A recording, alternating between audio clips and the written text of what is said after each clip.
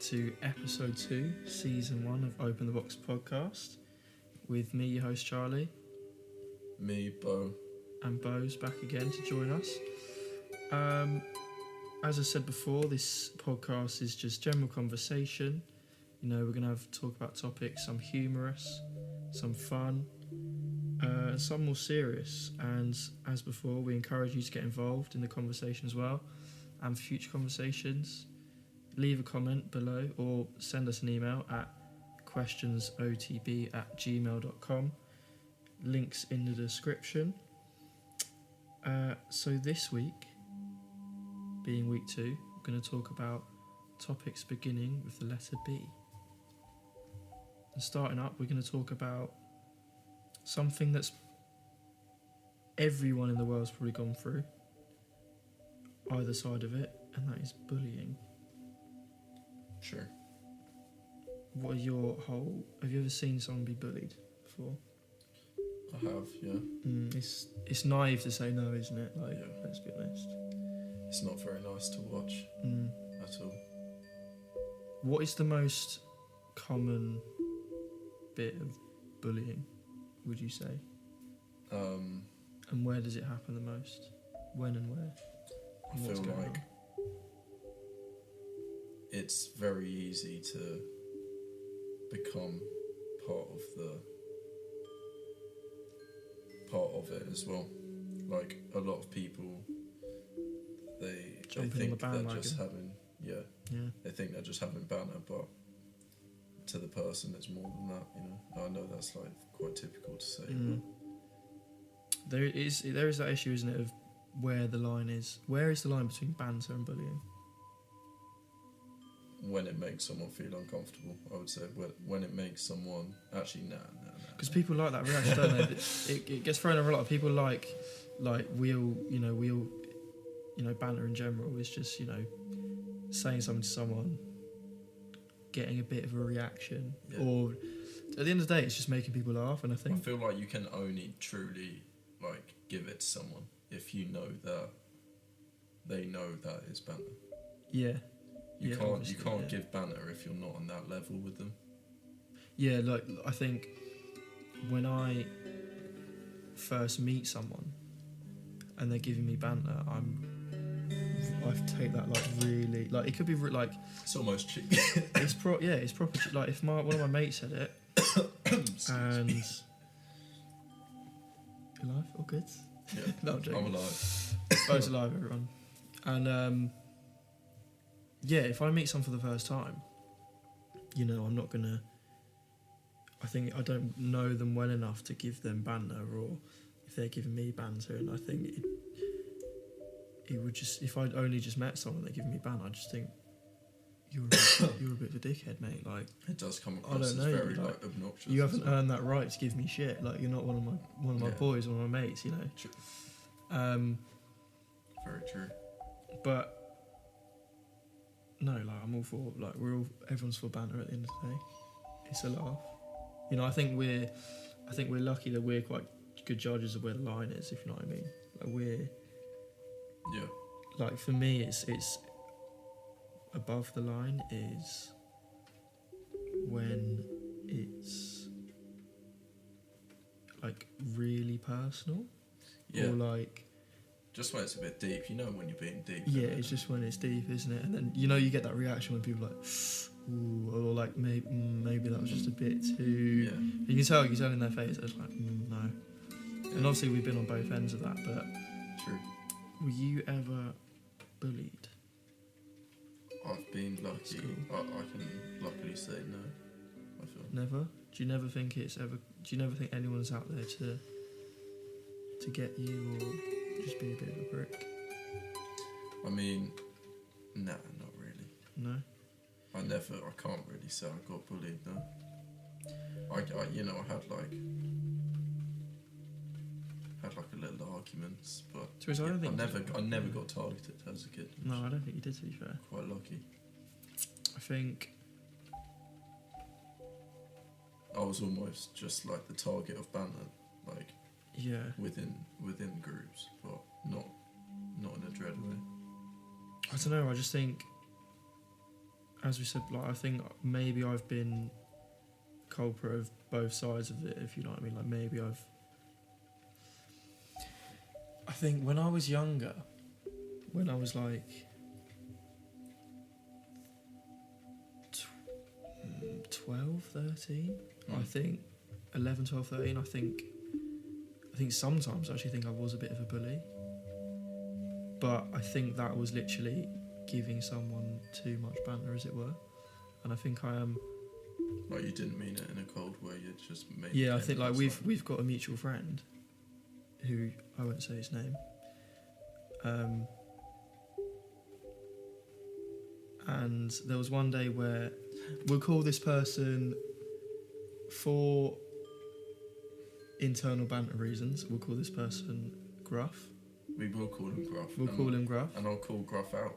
And he knows who he is, but we won't say any names. But there's a time where we were in year 6 at school, and this good friend of mine, who's still one of my best friends today, True. he got his canines pulled out because something like I think they were his baby ones. They weren't his adult ones. They were too young, obviously.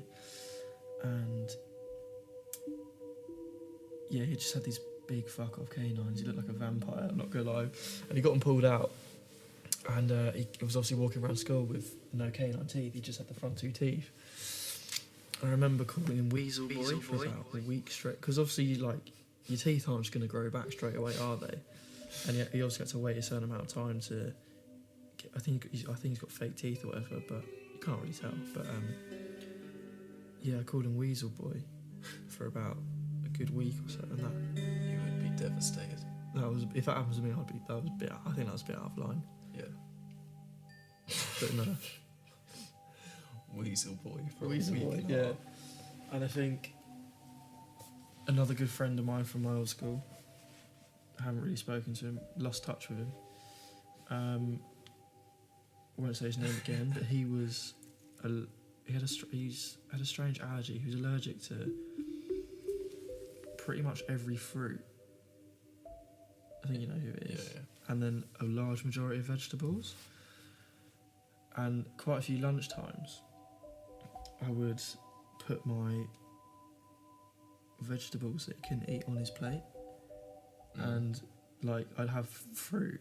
Like I was quite good on my fruit, actually, to be fair, when I was younger, and like just tease him and just eat the fruit really near him and stuff like that. And I was a prick, like I'm not gonna lie, but it's weird because I'm not sure what happened, like since it must have been between I was 13, 14, like I went from this bit of a prick to just knowing my place. And I think it's because I went being a born gentleman. Yeah, I was just class, mate, pure class. But I think it was going from the top of the food chain, like, because it was a different journey for me. Like school, like obviously for our school, primary school ended at the end of year 8. Sure. So 13, and then secondary senior school started in year 9, so 14. Whereas for other people, it's like 2 years backwards. I think going from the top of the food chain, like top of the pile, to being the youngest again was a bit of a reality check, I think. Kind of got put in my place a bit, I think. And I feel like that's the case with the younger generation. I don't know whether it's just me, but a few of my mates have said it. Like the younger kids are just so cheeky. I think they're so much more privileged than we were. Well, and just media, I think, is playing a much bigger part in their...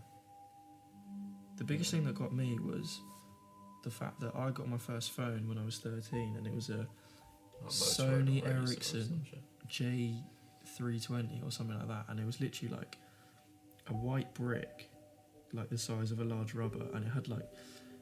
It's weird, like we're talking about this like we're old. Do you remember when you had to... Was it predictive text, when it's like you had 3 letters on one, you had ABC on one, and you had to like press it 3 times to get C and shit like that, and for the number. Yeah, and like for this generation of kids, that is just a concept which is just not even tangible. Like they can't even like.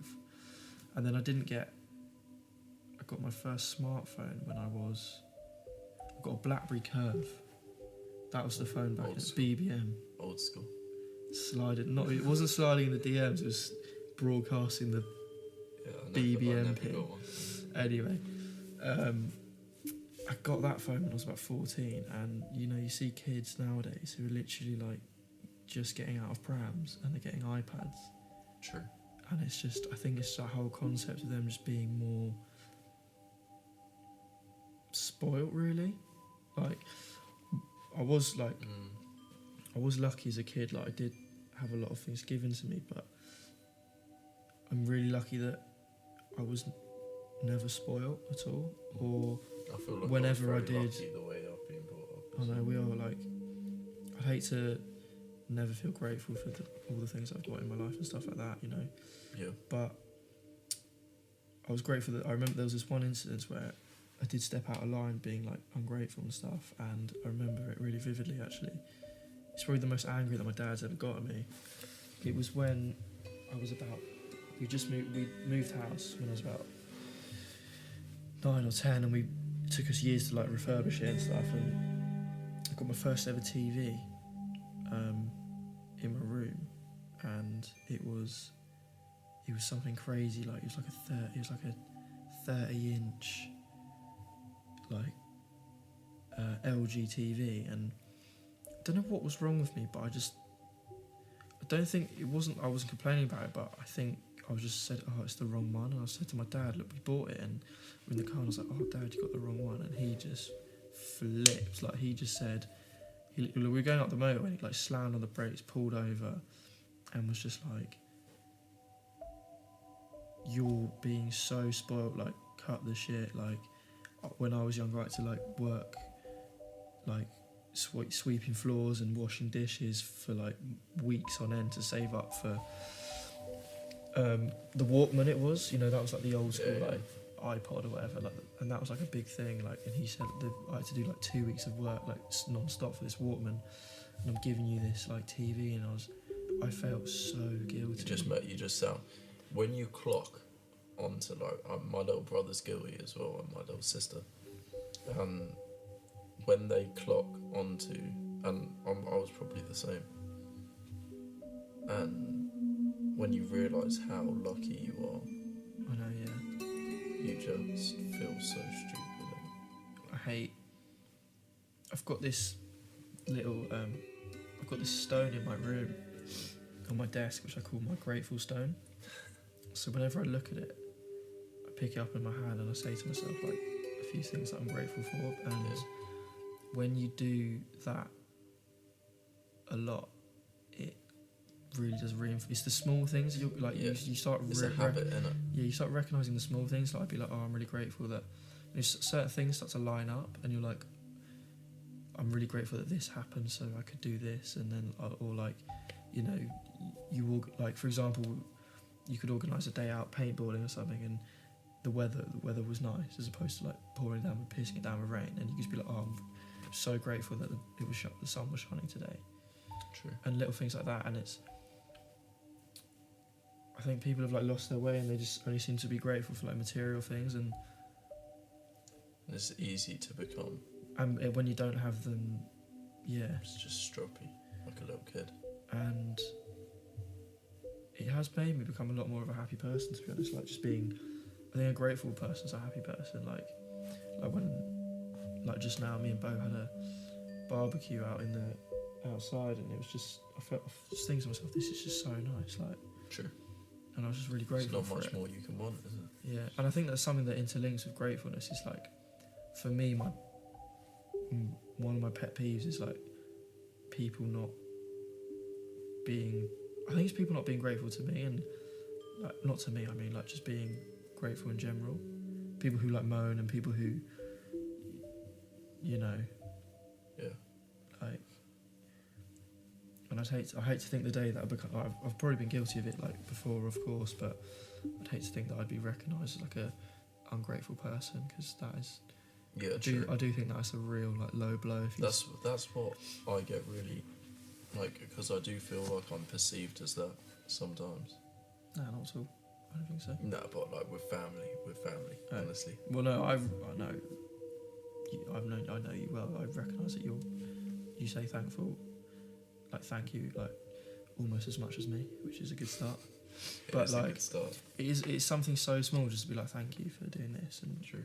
It takes you to show your gratitude. Like, what I've been doing recently is just thanking people who don't deserve it, but wouldn't expect it. Like, you know, like the bus driver or the person that it just like makes you. When I filled up with petrol. True, like the bus driver, it's like getting off the bus. You just gotta say thanks to boss man at the front. It takes half a second, and it just makes his day. It's two. Wait, thank you is 2 words, isn't it? Yeah. Grammar police are going to be all over me, but it's 2 words and takes a couple of seconds just to be like thank you. It takes no effort at all. They're gracious, and they can put a smile on their face. You step off the bus and you feel better. Yeah, definitely. And to think that same with like corner shops. Yeah. Like we made this effort a lot when we were just come back from holiday in Iron Appa.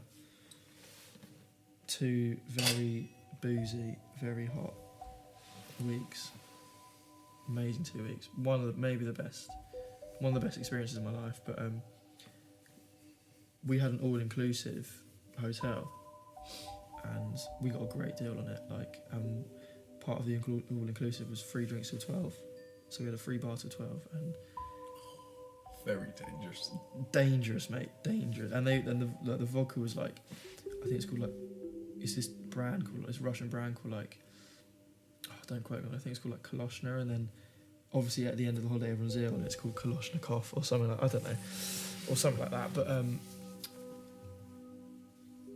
about 3 or 4 days in, this barman called Zazas, we were in sight, this Greek guy, Zazas, was just saying, you know what, like, because there was 5 of us, he said, you know what, because he was Greek and that, he was like, you English boys are the only people here that say please and thank you when you're asking me for drinks.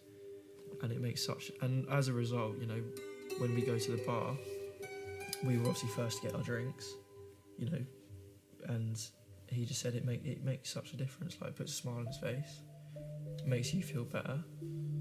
True. And it genuinely takes I think it's a shame a lot of people don't think in that way, because if everyone thought like that, and like acted like that, it does swing back in your favour. Like, even karma. If it's, I don't know whether it's karma, but whatever. But like, if you say thank you, probably 10 times, one of them is gonna, you know, it's gonna come back round. It is gonna come back round. I remember. I was being really polite in the shop, and I was in my local corner shop the other day with one of my mates, and we didn't have our wallets on us, but we know the shop owner quite well, so we were like, can we run the money to you tomorrow?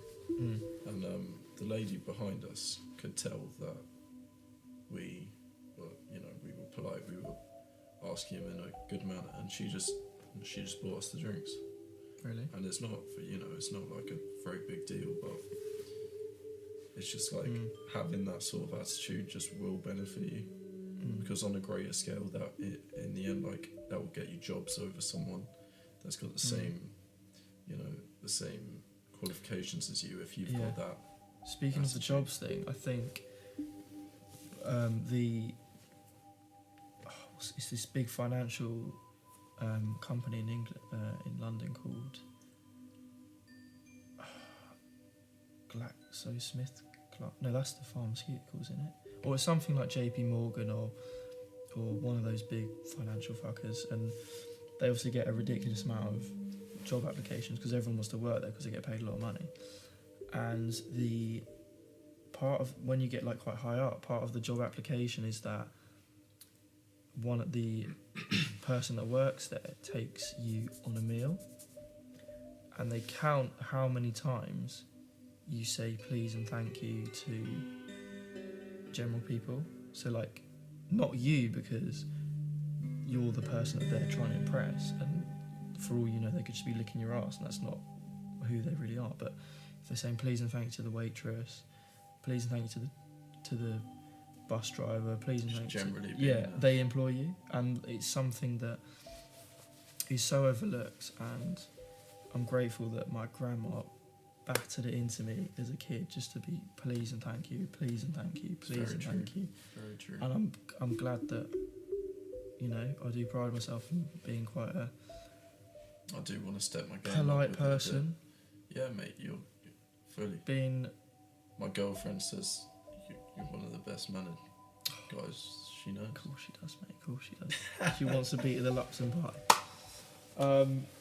Moving swiftly on. Very swiftly on from that.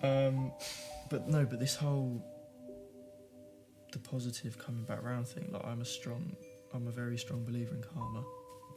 Karma. I'm Yeah. a very strong believer in karma. Yeah. I believe in. I don't know what essence of karma you believe in, but I believe in What goes around comes around. So what you dish out, you get back. Like yeah. if you're a prick. But just generally like just like that sort of frame of mind, like having the frame of mind where you believe that you should be aware of the decisions you make. No, of course. I believe in that essence of it. I haven't really done any research into like the karma, dharma and nirvana and Nevada. Yeah. No, don't worry. No, but like a good friend of mine at uni showed me this thing will blow your mind. Like we'll go into it at another time, but it's essentially karma. But that's a like Buddhist belief. Is that another B, Buddhist? Yeah, we can speak about. Well, I don't really know too much about it, but like going on with this thing will blow your mind. This thing, the whole karma thing. It's called the law of attraction. Have you heard about this before? Yeah. Have you heard about it?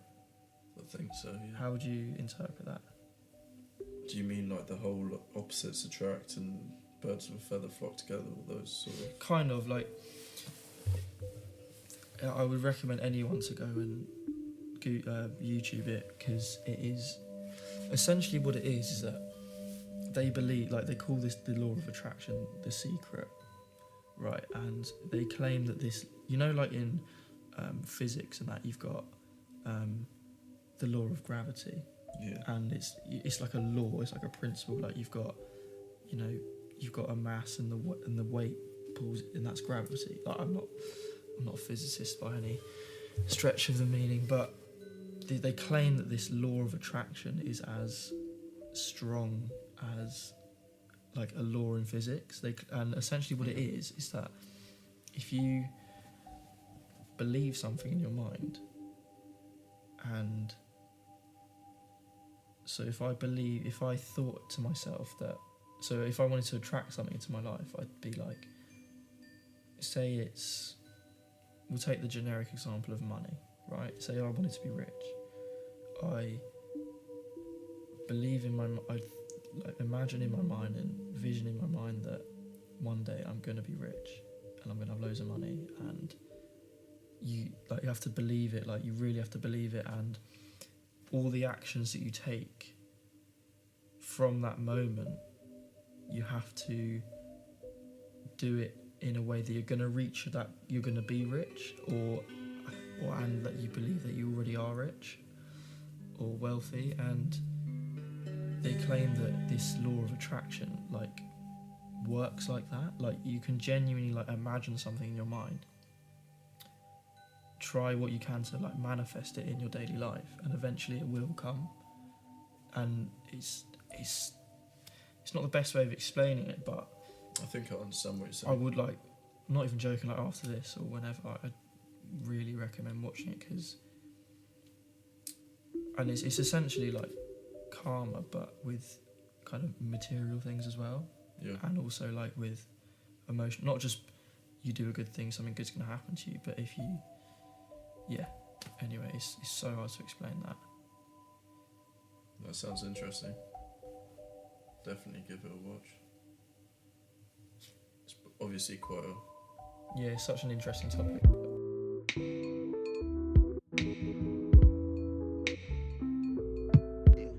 Let me explain something. The rules to this business. And in dealing with business, you got honor and you gotta have integrity.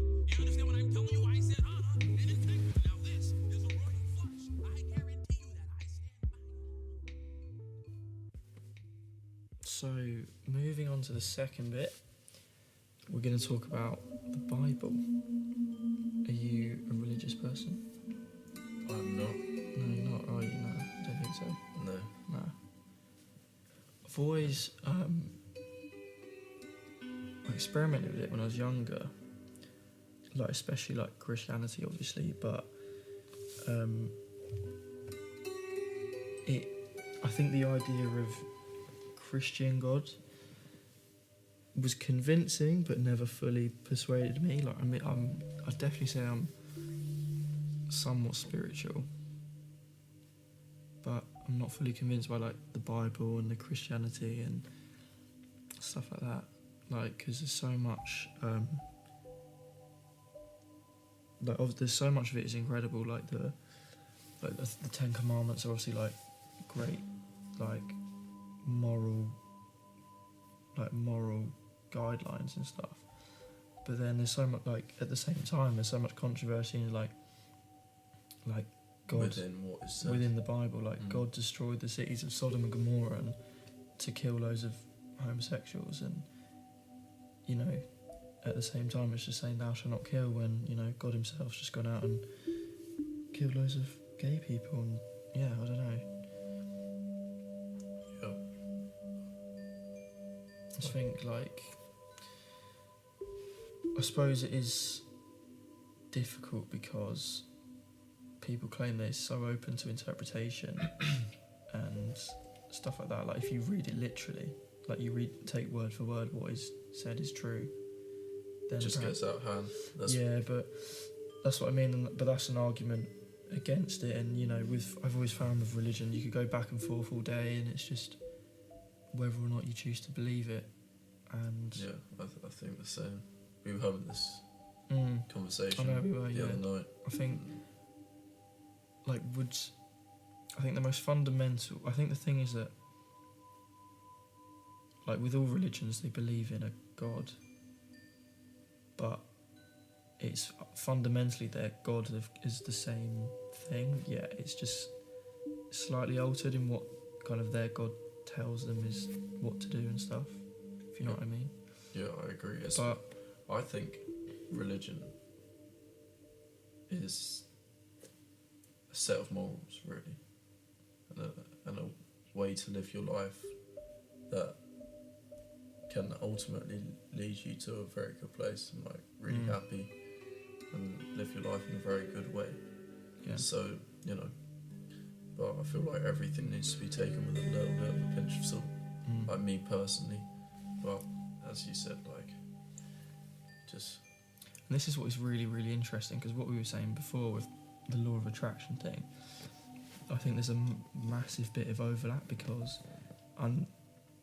this is where this law of attraction thing could point towards God, because, you know, God preaches just like do good things, like treat thy neighbour, you know, turn the other cheek, you know, don't kill, don't steal, don't lie, and it's all these, and the whole thing about religion is just like keeping faith and like being positive the whole time, and that is literally what this law of attraction states.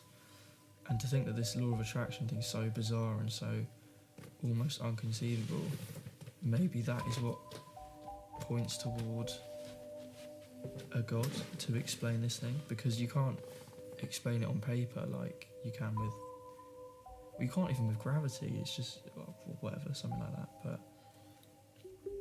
perhaps that's where religion may be a lot more, you know, like, interpretable for people, as if they see it in this way, as opposed to, because that's essentially what all religions preach, is just, you know, moral code and be good and treat thy neighbour and stuff like that at the end of the day. But people just interpret it differently, like different religions and that. Absolutely. Yeah. But yeah. Would the Bible make you believe in God then? No. No. I don't think so. I think for me to believe in God or some sort of higher force, I would have to experience it. Yeah, that's the thing, isn't it? Like, or see some sort of change in the world that is so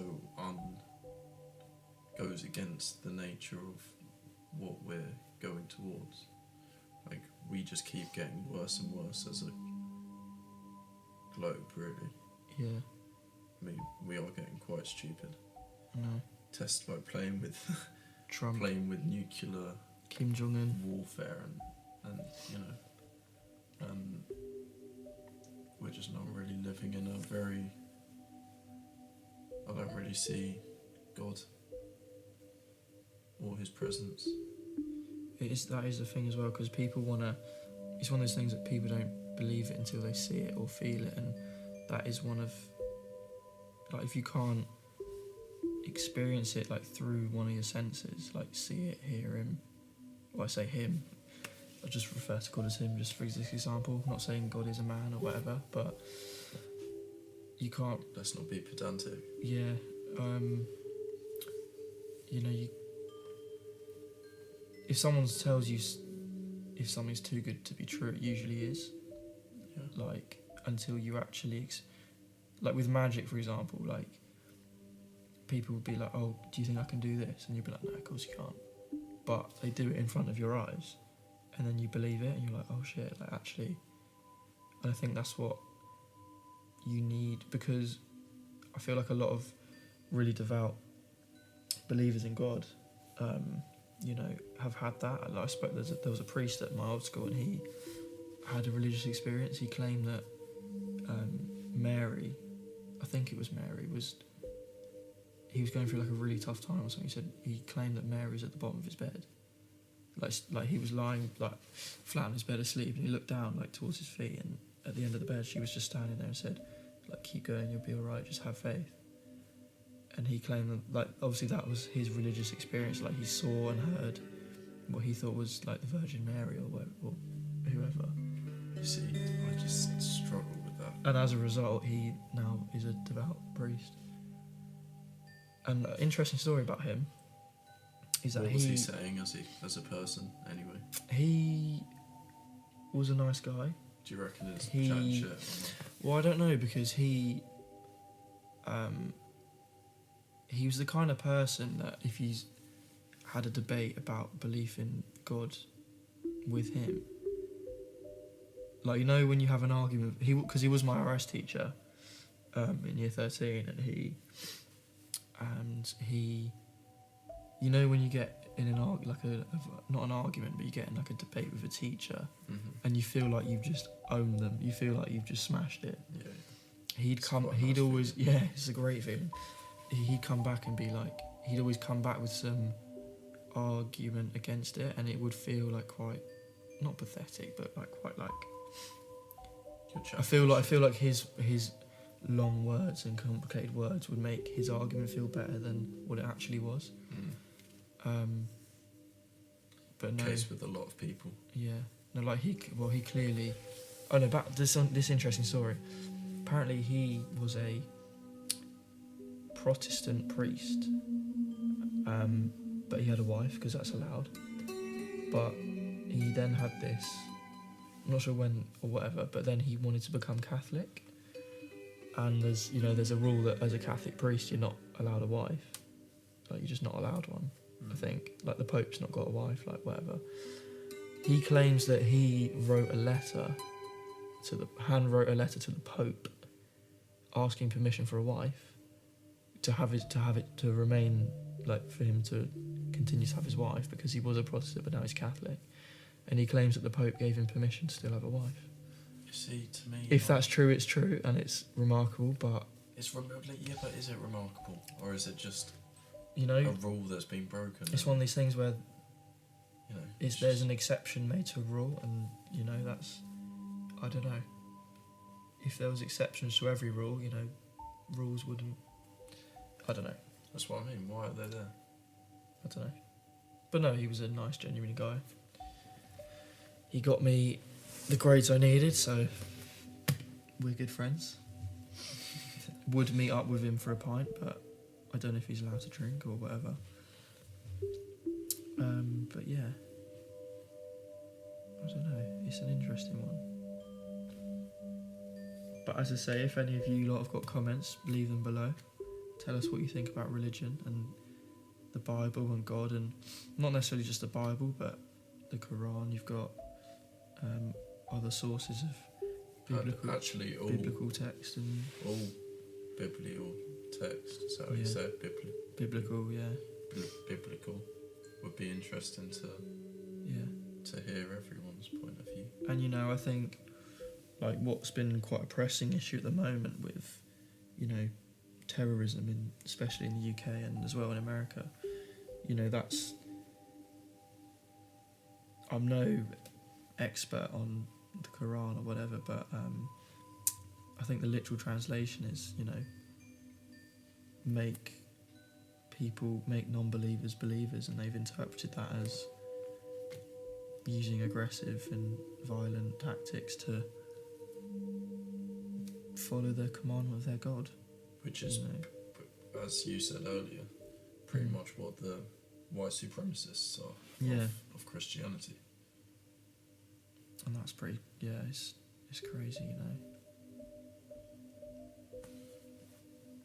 Interesting topic. But you got anything to add with that? No. Anything that is being said that may have been interpreted. Mm-hmm. And as we say, when there's no hostility between any religion, it's anyone's open to believe what they want to believe, and absolutely. I commend people for being devout believers in religion and so on and so forth, And I think that's a good place to wrap up. Do you think? Yeah. So thanks for listening. Yeah, big up. That will conclude episode 2. Please like the video if you liked it. Yeah. Leave a comment if you feel the need, and share it. That'd be great. Fellow podcast lovers. Exactly, that'd be great. Big up Mad Buddha Productions as well. Yeah, exactly. If you've liked the music and the production been going on in the podcast, I'll leave a link to Bo's Instagram and his social media below. Give you an opportunity to check him out. If you're interested, hit him up. Yeah, thanks for listening. Peace out. Peace.